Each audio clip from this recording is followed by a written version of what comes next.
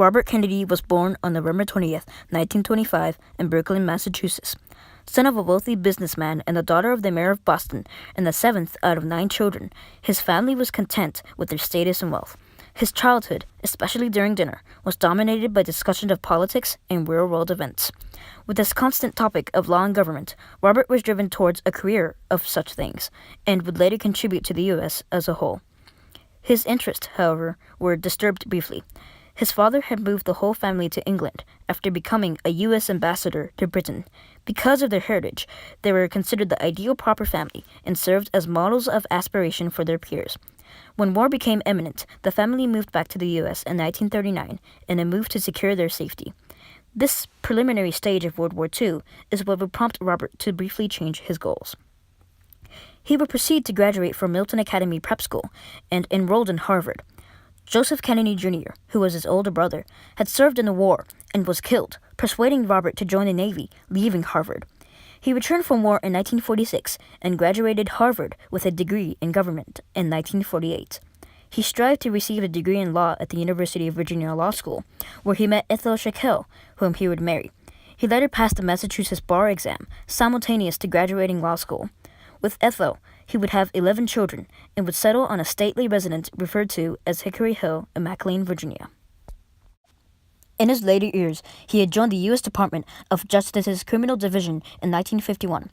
To support JFK for his run of the Senate, he quit and managed and supported his campaign. Soon after, he became an advisor to the Senate subcommittee under Senator Joseph McCarthy, resigning after a mere 6 months for McCarthy's unjust methods of investigation. He would join the subcommittee again, becoming a chief counsel. He was responsible for condemning McCarthy's investigation of communists and discovered the corruption of Teamsters union leader Jimmy Hoffa. He also increased the investigation of organized crime by 800%, a significant increase, and truly unprecedented. At the turn of the decade into 1960, Robert would manage JFK's campaign for president. As an attorney general and one of JFK's closest cabinet members, he supported the civil rights of African Americans.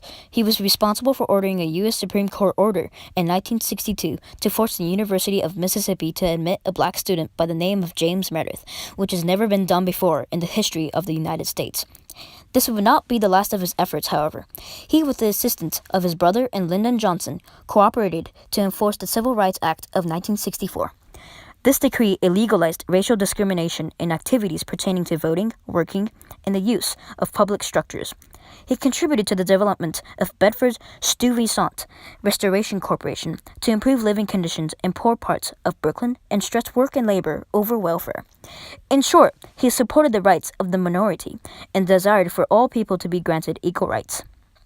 One of his most moving speeches was, quote, "Each time a man stands up for an ideal, or acts to improve the lot of others, or strikes out against injustice, he sends forth a tiny ripple of hope, and crossing each other from a million different centers of energy and daring, those ripples build a current that can sweep down the mightiest walls of oppression and resistance."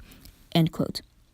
This is very important during the time, as not many politicians were mindful of the racial injustice or the minority group, and Robert was one of the very few who stood up for those who were oppressed and neglected. For this, he was appreciated and loved by many.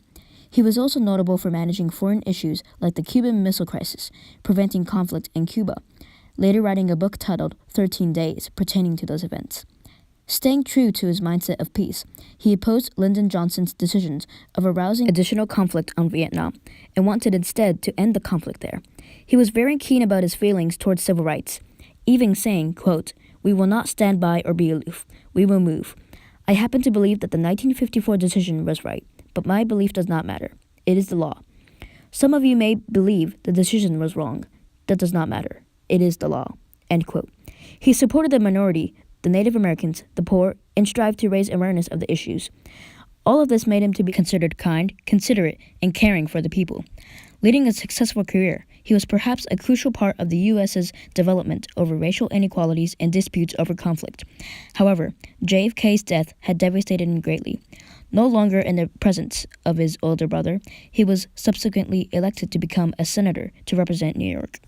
Considering Robert's reputation in politics, his decision to run as a potential president was widely accepted by his supporters. During 1968, he ran for president against Eugene McCarthy in the primaries. On June 5, 1968, he had won every presidential primary.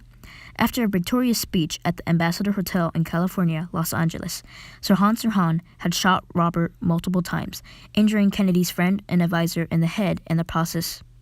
Kennedy survived the shots, shortly after stirring up as he inquired, "Was everybody okay?" Even in the most desperate of times, his compassion in regard to others never ceased. Unfortunately, even with hospital care, Robert Kennedy died the next day, at only 42 years old. Presently, it is unsure whether Sirhan actually killed Kennedy, as there was investigational evidence such as the bullets that did not match Sirhan's gun. The friend of Kennedy who was injured had survived, and it claimed that Sirhan did not kill Robert. Sirhan is still in California jail and was denied his 15th parole just recently. Despite the opposing forces of the Soviets, the criminals, and the assassins, Robert Kennedy persevered throughout his career and risked his involvement in the malicious intents of these people.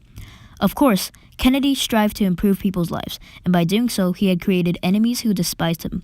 This is because he targeted these particular groups and exposed them, leading to hatred of Kennedy. Criminal organizations are not very tolerable of disruptions, and will harm or kill anyone who obstructs them.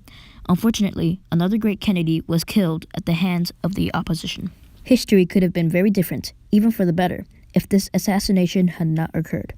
His strong emphasis on assisting the misfortuned and oppressed, together with his kindness, may have accelerated the decrease in political and racial issues, and greatly increased our awareness of the poor and the minority today. His time as Attorney General during JFK's administration was unforgettable, as he achieved numerous notable actions that led this country into justice and peace. A key member in the civil rights movement, a great father, and a morally driven politician, America could have not been where it is today if it were not for him. Cuba's missiles could have started another Cold War.